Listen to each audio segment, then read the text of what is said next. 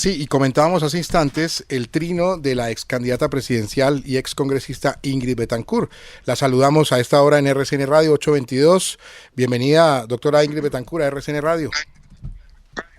Mil gracias, qué bueno oírlos. Muchas gracias a usted por atendernos. Le dice usted al presidente Gustavo Petro: hazle un bien a Colombia, libérate de la mentira, revela el fraude electoral y desmonta la corrupción con lo que te queda de poder. ¿Usted espera que el presidente lo haga? Pues la verdad es que todos en la vida tenemos la libertad de escoger entre mil opciones que tenemos. La libertad es para usarla y usarla en este caso. Él tiene, ustedes lo han explicado maravillosamente, el espejo de Samper está ahí al frente de sus narices. Él puede ser el Bolívar que él soñó, con el cual se sintió inspirado cuando da su discurso de posesión, o puede convertirse en un paria internacional, un presidente o un expresidente que no reciben porque no tiene credibilidad, que no tiene visa para entrar a los Estados Unidos, que tiene que hablar siempre con guantes porque sabe que en cualquier momento le sacan lo del proceso 8000 y lo del el narcoescándalo con el cartel de Cali. Aquí yo diría que el tema es aún más grave, porque lo que todo este escándalo está revelando, y vemos que es el mismo procedimiento, es decir, audios que salen a la luz pública, personas muy allegadas al presidente, maltratadas, que comienzan a hablar. Estábamos pensando en Santiago Medina, que fue el que prendió el ventilador, el primero que se sintió maltratado porque le habían prometido una embajada, no le cumplen, lo ponen de fusil a quemarlo y tan lo queman que lo dejan morir en un hospital porque no lo dejan, que no lo autorizan a obtener el riñón que necesitaba para el trasplante, es decir, que era para él vital para poder vivir. Yo me acuerdo en ese momento, yo fui a verlo al hospital y él me dijo que lo iban a matar porque no le iban a permitir salir de Colombia a obtener el riñón que él necesitaba desesperadamente. Aquí estamos viendo lo mismo, es decir, lo mismo y peor, porque es un escándalo que involucra dineros mal habidos, pero entonces ya se comienza a saber de dónde vienen esos dineros. Y hay una parte de esos dineros que, si se sigue el rastro, van a dar a Maduro. Y sabemos que en Venezuela hay una narcodemocracia o una narcodictadura, para ser más precisos. Entonces, en el trasfondo de toda esta saga, que es una saga de corrupción, de odios, de traiciones, está también el tema de la traición a la patria. Y ahí es donde Gustavo Petro tiene que hacer un alto en el camino. Y él tiene que pensar en este momento donde todo se va a ir conociendo, porque ya esto es imparable. La verdad es como el agua, se filtra por todos lados, todo lo vamos a saber. Él tiene está enfrente a su vida, está enfrente a su destino, al legado que le va a dejar al país y el legado que le va a dejar a sus hijos. Y ese es el punto, que él puede mirarse en el espejo de Ernesto Samper, ser una persona que puede defender las instituciones. Ernesto Samper hubiera podido hacerlo, o que se arropa de la corrupción para poder salvar su pellejo y se vuelve en una persona que nadie quiere,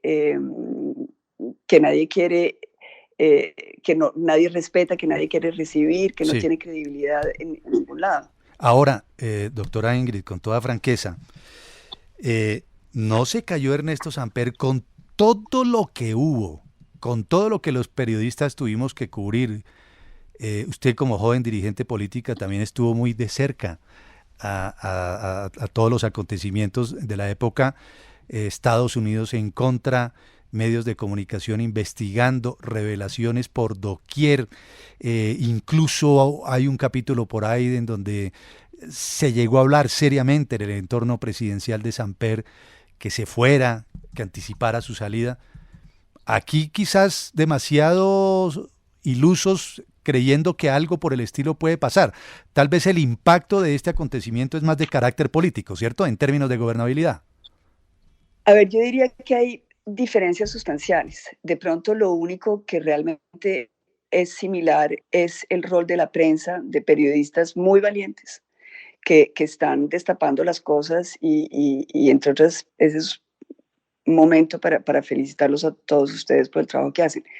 Pero las cosas son diferentes, el país ha cambiado. Eh, eh, Primero, Petro no tiene partido. Samper tenía el Partido Liberal y había logrado silenciar el Partido Conservador.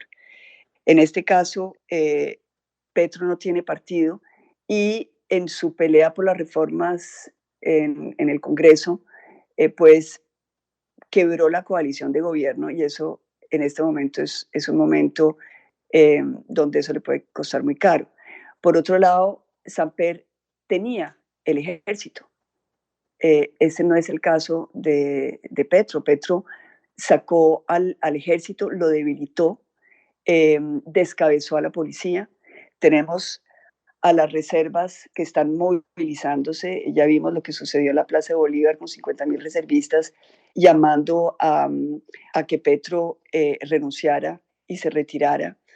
Pero más allá de eso está en tela de fondo el hecho de que perdimos el control territorial. Es decir, en este momento en Colombia, ustedes lo saben mejor que yo, hay departamentos donde no se puede entrar a no ser que se tenga un paz y salvo de la guerrilla o de los clanes, o del clan del Golfo o de organizaciones delictivas que están controlando los territorios. Es decir, esto en trasfondo de una guerra que obviamente es el empoderamiento de las mafias. Entonces, no tiene, digamos, el corazón de las reservas y del ejército, que está muy maltratado, ni de la policía, no tiene al Congreso, no tiene a la justicia. Es decir, el enfrentamiento con el fiscal y con las cortes eso sí nos devuelve a lo que hubo en el proceso 8000. Tenemos a un fiscal que está en este momento en una posición similar a la de Valdivieso en ese momento. El fiscal Barbosa realmente ha dado muestras de mucho coraje y de decir las cosas y de enfrentarse. Entonces, aquí él está solo, rodeado de personas que no son de él, así como Horacio Serpa era de las entrañas de Samper, pues Benedetti no lo es. Él llegó a la campaña un año antes. No son personas que hayan hecho una vida política juntos. Entonces, en esa soledad, yo creo que Gustavo Petro sí tiene que responderse ciertas preguntas a sí mismo. Es decir, ¿cuál es el legado que le quiere dejar al país? Él, supuestamente ex M19, que está ahora en el poder, va a utilizar el poder para montar una dictadura de la corrupción, o va a utilizar el poder para permitir que Colombia pueda cambiar, pero el cambio no es desbaratando lo que hay, es que también es el problema de ese extremismo ideológico que también lo tiene aislado. Vlado, lo escucha la ex candidata presidencial Ingrid Betancourt. Doctora Ingrid, es una cuestión que es inevitable hacer la comparación, como ya hemos dicho, con el proceso 8000 y con la época de Samper.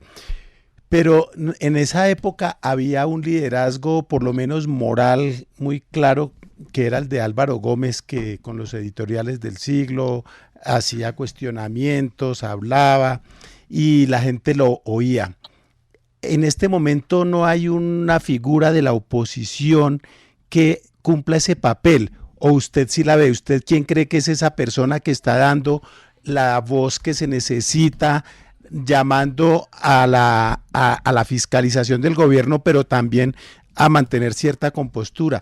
¿Quién es esa persona dentro de la oposición que podría liderar como un frente para tratar de salvar la democracia y defender las instituciones? Qué interesante, Vlado, que usted haga ese comentario, porque lo que yo recuerdo de ese momento, cuando estábamos en plena digamos, confrontación con Ernesto Samper, la sensación que nosotros teníamos de hacer oposición es que no había ningún liderazgo. Y Álvaro Gómez se vuelve hoy en día la figura, con la perspectiva de la historia, que asumió el liderazgo porque lo mataron. Es que a él lo asesinaron. Ahora nos vienen a contar el cuento de que las FARC lo asesinó cuando todos sabemos que eso no fue así. Y ese es también un capítulo que en algún momento vamos a tener que revisar de nuestra historia. Pero yo creo que aquí, si bien no hay una figura de oposición fuerte, y eso es una realidad, sí tenemos instituciones fuertes y de manera, y yo creo que tenemos colectivos fuertes. Yo creo que hay un esfuerzo de todos los partidos tradicionales y también de oposición de buscar puentes para poder reflexionar juntos, armar estrategias juntos, empezar a trabajar en modalidades donde realmente se pueda crear una fuerza que frene la locura del petrismo, es decir, el caos total en que nos ha metido este gobierno. Pero también, como les decía, yo creo que la justicia está hablando como institución, pero también con sus cabezas visibles. Vemos también a los reservistas, también ciertas cabezas visibles, pero sobre todo en colectivo. Yo creo que el país está aprendiendo a utilizar lo que en ese momento no había, que eran las redes sociales. Hay convocatorias, hay una sensación de unión en torno a nuestras instituciones democráticas, y se siente que el peligro es el gobierno. Cuando Samper estaba de presidente, él había sabido maniobrar muy exitosamente, poniéndose como víctima del imperialismo americano. Esto ya no es el caso, es decir, no tiene ningún sentido. Entonces yo creo que vamos a asistir a una maduración democrática de la sociedad colombiana. Eso es lo que estoy viendo. Le agradecemos a la ex candidata presidencial y ex congresista Ingrid Betancourt por estar aquí en RCN Radio. Doctora Ingrid, buen día, muchas gracias, buena semana. Ok, mil gracias a ustedes. Gracias. Un oyente muy calificado me hace caer en la cuenta de lo siguiente. Me dice, la diferencia en términos de gobernabilidad entre lo que ocurre hoy y lo que ocurría en el proceso 8000 es que en el caso del proceso 8000 la prensa estuvo dividida. Hubo medios de comunicación que estuvieron muy a favor y defendiendo vehementemente a Ernesto Samper, y esta vez parece que la gran prensa está más dispuesta en general a jugarse en sus denuncias. Y hay otro ingrediente que no existía en la época, la presencia de las redes sociales como unos organismos vivos que ayudan también a difundir y a investigar. Son de verdad dos momentos totalmente distintos. El fiscal de la época de Samper era Alfonso Valdivieso, ¿no? Sí, señor. Y el vicefiscal Adolfo Salamanca, ¿no? También fiscales que, aupados en esa investigación, mostraron muy pronto, en el caso de Valdivieso digo, no Salamanca, Adolfo Salamanca Correa. Sí. En el caso de Valdivieso mostraron muy pronto que tenían ambiciones políticas. Pues ahí se cayó en el error, desgraciadamente, y yo conocí eso de cerca. A Valdivieso le metieron el cuento de que podía ser presidente y él se lo comió. Y obviamente fue un desastre, pues porque no iba a tener ninguna opción, como en efecto no la tuvo, y se quedó pues viendo un chispero, y perdimos un buen fiscal y un buen caso, y ganamos un mal político, porque después nunca volvió a figurar en ninguna cosa importante. Rafa, vamos ya a la información local. Rafa, antes del local. Rápidamente, Ingrid Betancourt plantea en su entrevista con nosotros un análisis político de dónde pueden estar los apoyos de Petro. Y yo sí creo que vale la pena hacer un ejercicio rápido. Uno, a diferencia de Samper, lo único con lo que va a contar Petro políticamente es con el pacto histórico. Nada más. Y eso es claramente insuficiente. Dos, Petro no tiene un Horacio Serpa que le haga la tarea de la defensa en medios y en el Congreso. Tres, Petro se ha dedicado a pelear con las cortes y con la rama judicial, y eso evidentemente lo perjudica. Las presiones van a venir para Petro y su gobierno más de la tarea que hagan en la fiscalía, en la rama judicial, que lo que pueda venir de la comisión de acusaciones. Aunque, repito, en la comisión de acusaciones Petro hoy no tiene control y eso lo debilita. Los medios de comunicación y la gran prensa hoy no están del lado del gobierno. Puede ser que consiga que alguno lo apoye, pero uno ve que incluso una emisora que estaba en una posición muy gobiernista como la W, hoy empieza a variar de posición, de manera que tampoco uno ve que Petro pueda ahí tener grandes apoyos. En relación con las fuerzas militares y la policía, el resentimiento con Petro y su gobierno es altísimo. Van a seguir siendo institucionales y obedeciendo. Sí. Pero pensar que ahí tiene Petro un gran apoyo, definitivamente no. Y queda por último la opinión pública.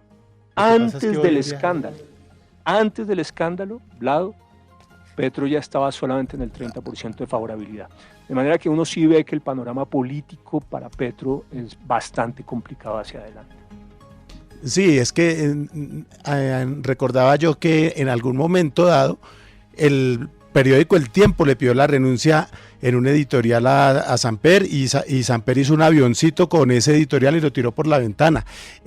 Caracol Radio estuvo con su director jugado por Samper, la revista Cromos, hay que decirlo, son colegas y en su momento jugaron un papel también ahí muy político.